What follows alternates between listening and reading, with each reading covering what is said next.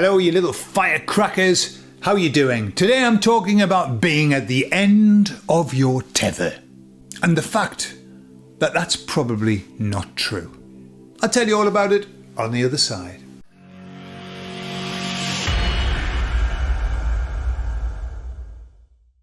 So I was asking the emissaries the other day, I said, how are you guys? How are you doing?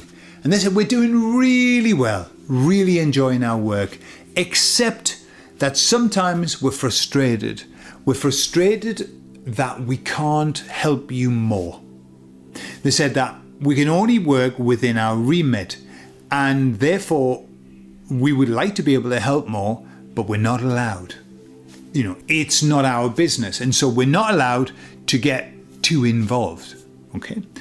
Which they find frustrating because obviously, you know, in terms of capacity, they are capable of helping us in big ways, but they're not allowed to.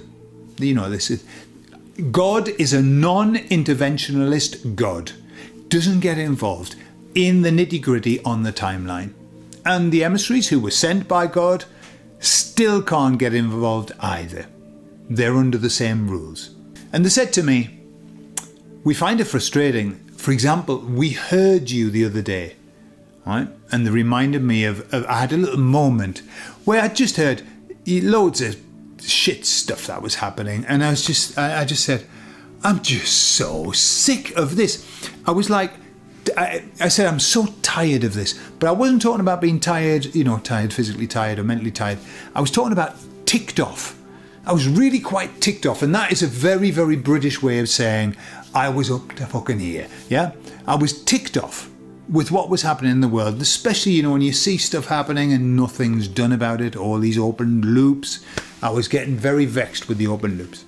And they said, we heard you say that you were at the end of your tether. And they reminded me of something I learned a long time ago about the end of our tether.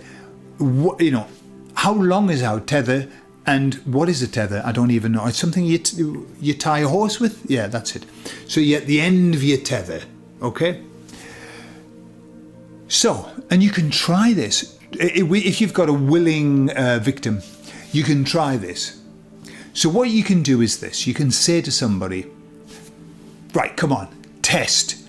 Do as many press-ups as you can, but I want you to do them to failure until you cannot do any more. Okay? And so obviously if, you know, probably find somebody young, somebody, somebody who doesn't think, there's no way I'm doing that, I've just had my lunch. So they start doing the press-ups, and you know, if they're good at them, they might even get up to, you know, 50, 100 or whatever. If they're not good, it might be 3 or 4. Okay? And they do it to failure. You help them on. Go on, come on, one more. Yeah? And then they collapse on the floor. And then you say to them, brilliant. Look, do me a favor. Just do one more. Just one more. And that's it. And they go, oh my God. Whoa. And surprisingly, they can do one more. And if you push them, you say, look, right, sorry, I lied. I want you to do one more. And they'll do one more. What it shows, that little test, is that when we think that we are at the end of our tether, when we think that we are failed at the level of failure, we're not. There's more. We've got more. We've always got more. To get to the very end of your tether, you've got to be in a very, very bad place. And I don't think that we're in that sort of place. Yeah, we get pissed off. I'm pissed off frequently. You know, I'm ticked off. I look at things and think, for God's sake, literally, for God's sake, how long is this going to go on? I've been awake for 21 years. It's really pissing me off. I think that's long enough. Maybe I should have waited.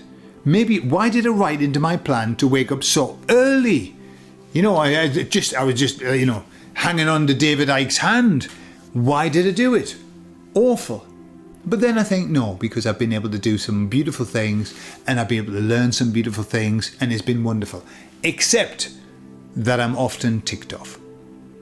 all right, every now and again I have a Zen moment, and I think everything's wonderful, everything's as it should be. I'm just going to go inside. I'm going inwards, and I'm going back to God, and that's lovely until I get fucking ticked off again, and then I'm whoa.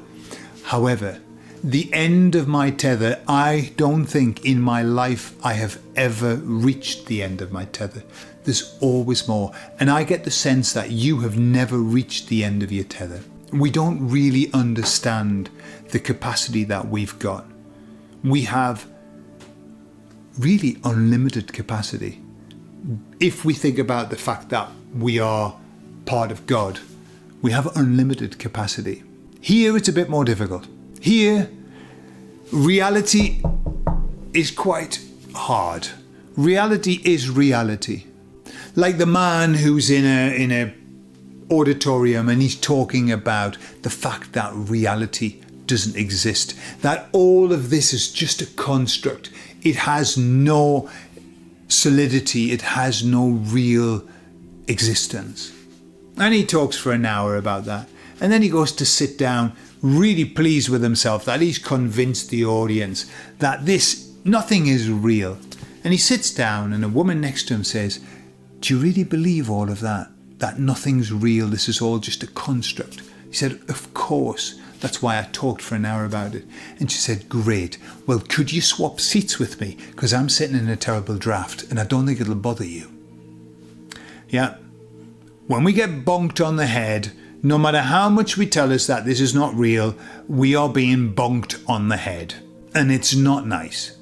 And so that's why sometimes we feel that we're at the end of our tether, because we're in this 3D kind of physical realm where pain is pain, where pain hurts. Okay? But just remember, on the inside, in our depths, we have unlimited capacity.